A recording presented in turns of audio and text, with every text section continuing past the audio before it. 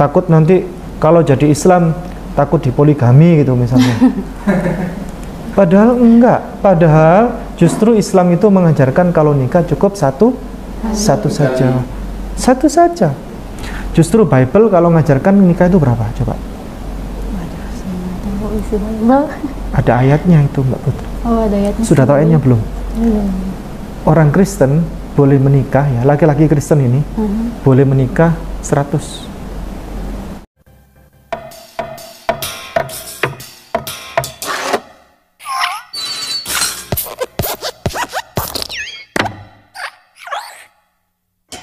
Salam saudaraku, di konten kali ini kita akan membahas salah satu bestinya Bang Kai atau Ustadz Kainama ya. Tak lain dan tak bukan, dia adalah Ipung Atria.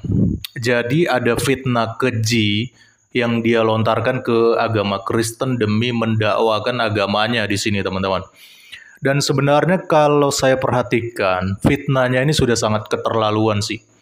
Ya, tapi mungkin karena dia merasa diri mayoritas, jadi dia menganggap bebas-bebas saja untuk memfitnah ajaran Kristen. Oke, langsung kita bahas videonya. Jadi, Kristen Ortodoks itu ingin beribadah sebagaimana Yesus ibadah. Kalau ibadah ya sujud, rukuk kan begituan, membungkukkan diri dan seterusnya. Mereka juga kalau ibadah juga sepanjang waktu kan, ada waktu-waktunya sebagaimana Yesus tadi kan, itu subuh, zuhur, asar, maghrib, isya. Cuman Kristen Ortodoks ini ada ketidakkonsistenan. Apa itu? Yakni di dalam Bible Yesus itu mengajarkan tidak pernah dia satu ayat pun di Bible ya, tidak ada itu. Yesus mengaku dirinya sebagai Tuhan.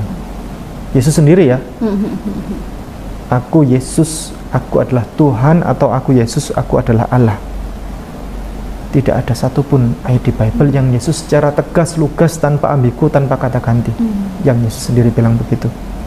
Kalau ada berhadiah 1 triliun kalau dapat. Satu saja ayat yang Yesus secara tegas, lugas, tanpa ambigu, tanpa kata ganti, Yesus bilang, aku Yesus, aku adalah Tuhan, atau aku Yesus, aku adalah Allah. Kristen Ortodoks beribadah sebagaimana Yesus beribadah katanya. Jadi ada sujud ya, ada bungkuk, jadi seperti gerakan orang sholat lah katanya. Padahal kan gerakannya saja sudah beda ya. Bahkan di Islam sendiri nggak ada tuh petunjuk mengenai gerakan sholat. Ada jari seperti ini, lalu kakinya dilipat begitu ya. Dan nggak tahu juga dari mana mereka bisa mendapatkan gerakan-gerakan seperti itu dan apa tujuannya ya. Dan nggak ada Islam yang bisa menjelaskan tentang hal itu. Jadi secara nggak langsung ya, maksud dari tujuannya si Ipung Atria ini seolah-olah yang menyamakan bahwa Kristen Ortodoks itu juga sholat sebagaimana Islam atau Muslim sholat, dan itu menuruti ajaran Yesus. Tapi dia bilang ada tapinya nih. Kristen Ortodoks itu walaupun sholat katanya, cuma katanya nggak konsisten ya. Karena di dalam Bible, Yesus itu kan nggak pernah mengaku dirinya sebagai Tuhan atau sebagai Allah, kata si Ipung. Makanya dia bilang Kristen Ortodoks ini nggak konsisten karena sudah menuhankan Yesus. Jadi bahkan dia menantangin nih, kalau ada ayatnya bahwa Yesus itu mengaku secara jelas, eksplisit gitu ya, bahwa Yesus adalah Tuhan ataupun Allah, maka dia akan hadiahkan 1 triliun teman-teman. Waduh, ini omon-omon apa lagi ini ya. Terlalu ngeri takianya teman-teman ya. Padahal sudah ada ayat-ayat yang menunjukkan bahwa Yesus itu adalah Tuhan. Lalu juga Yesus itu mengaku sebagai anak Allah, makanya orang-orang Yahudi kan marah itu mendengar ketika Yesus mengaku sebagai anak Allah dan menyamakan dirinya dengan Allah. Itulah alasan kenapa orang Yahudi mau menyalibkan dia. Jadi omong kosong semua nih yang dibilang si Ipung Atria ini ya. Jadi tolonglah buat semua kalian polemikus Islam ya, ini sudah tahun 2025. Tapi framing kalian masih begitu-begitu aja ya. Padahal udah bolak-balik dijawab, bolak-balik dipatahkan. Bahkan saya juga sudah pernah ini membahas khusus tentang pertanyaan ini dalam konten ini ya, dalam konten saya yang ini. Ketika saya termasuk meluruskan framing dari Zakir Naik ya. Nanti linknya saya cantumkan di kolom komentar kalau teman-teman mau nonton ya. Dan juga mau tahu bagaimana cara menghadapi pertanyaan-pertanyaan seperti ini. Oke, kita lanjutkan lagi. Ya berarti ayo kita kembali kepada ajaran yang Yesus ajarkan. Kita pro testament. Kita menjadi Protestan yang benar. Pro testament. Kita kembali kepada perjanjian yang agung itu, yang diajarkan oleh Yesus Kristus yang asli, yang sebenarnya. Ayolah Kristen Ortodoks, ayo kita kembali kepada ajaran Bible itu. Anda kalau memang mau sholat, monggo sholat, tetapi semuanya ayo kita konsisten sebagaimana ajaran Yesus yang Yesus ajarkan. Begitu Mbak Putri. Nah, di sini Bung Atria menghimbau kepada umat Kristen agar kembali kepada ajaran Yesus yang benar ya, atau ajaran yang benar-benar Yesus ajarkan. Caranya yaitu dengan menjadi Islam, katanya. Karena Islam adalah Protestan yang benar, katanya. Waduh, ini makin jauh framingnya nih ya. Kristen Ortodoks harus konsisten, katanya, sebagaimana Yesus ajarkan. Jadi kalau mau konsisten ya maka Kristen Ortodoks harus seperti Islam gitu ya. Karena Islam yang mengikuti ajaran Yesus, katanya. Aduh, Ipung, sejak kapan Islam itu mengikuti ajarannya Tuhan Yesus ya? Yesus itu loh, dia nggak pernah ngajarkan minum kencing unta. Yesus itu nggak pernah ngajarkan cium batu hitam bisa menghapus dosa.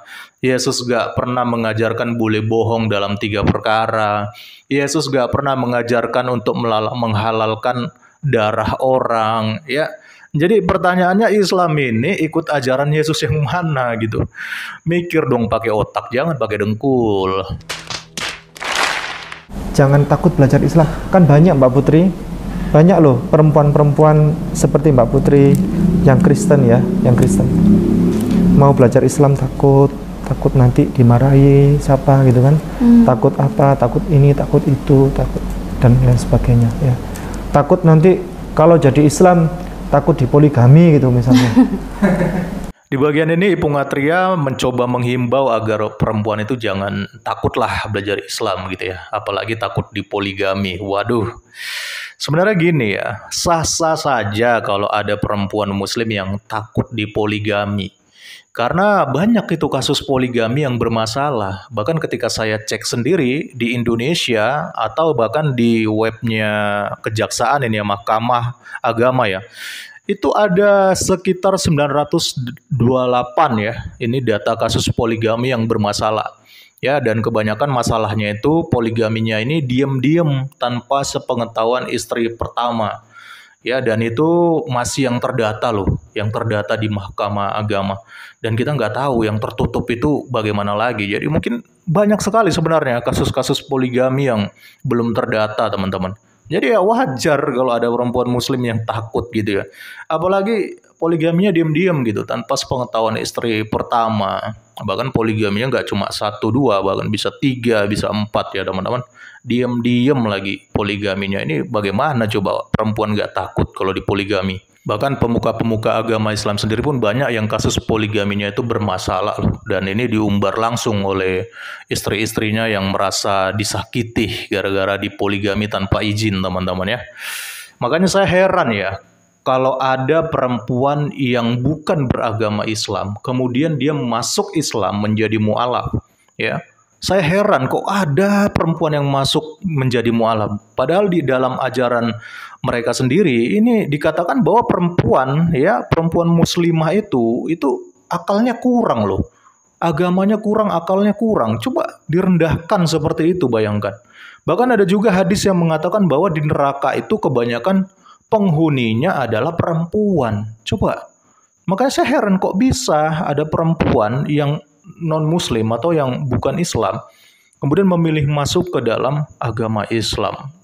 Jadi ini kemungkinan orang-orang yang nggak mengerti agama Islam. Jadi begitu mereka masuk baru kaget, waduh ternyata begini ajaran Islam. Nah ya, jadi kasihan sekali sebenarnya pandangan Islam terhadap perempuan itu ya. Jadi seperti ada diskriminasi antara perempuan dan juga laki-laki. Ya, di bumi dipoligami, dikatakan akalnya kurang. Pas meninggalkan bumi juga kebanyakan masuk neraka katanya. Waduh, kok bisa ya muslimah itu bertahan dengan ajaran-ajaran seperti ini. Tapi kalau memang kita mau mengacu kepada hadis yang tadi yang katanya akal perempuan muslimah itu masih kurang katanya, atau setengah atau separuh katanya. Jadi ya relate aja sih sebenarnya, wajar lah mereka bisa bertahan karena mereka nggak bisa berpikir kritis dan logis terhadap agamanya sendiri ya. Padahal enggak, padahal justru Islam itu mengajarkan kalau nikah cukup satu saja. Satu saja. Itu rekomendasi Allah tuh, fangihu ma tabalakum minan nisa'i mathna wa thulatha wa ruba' fa in khiftum alla ta'dilu fawahidatan. Kalau engkau takut tidak berbuat adil maka nikahlah cukup satu saja. Aw ma malakat aymanukum dzalika adna alla ta'ulu. Dzalika adna alla ta'ulu. Itu adalah menjauhkan engkau dari perbuatan menzalimi orang lain. Berarti nikah lebih dari satu itu kata Allah berpotensi berbuat jahat. Berpotensi menzalimi orang lain. Itu kata Allah. Rekomendasi ya. Nikah cukup satu saja kata Allah. Tapi kalau engkau ingin menikah lebih dari satu boleh, tapi maksimal 4. Jadi Islam datang itu untuk batasan, membatasi. Di mana ada kitab suci yang mengajarkan kalau nikah cukup satu saja. Kalau tidak Al-Quran. Ya kan? Di mana? Tidak ada. Hanya Al-Quran yang mengajarkan kalau nikah itu cukup, rekomendasi cukup satu. Al-Quran itu mengajarkan, Allah mengajarkan. Justru Bible kalau mengajarkan nikah itu berapa? Coba. Ada ayatnya itu Mbak Putri. Oh, ada ayatnya. Sudah tahu ayatnya belum? Orang Kristen boleh menikah ya, laki-laki Kristen ini boleh menikah 100. Ada ayatnya loh di Bible. Ini bukan asumsi, bukan apa.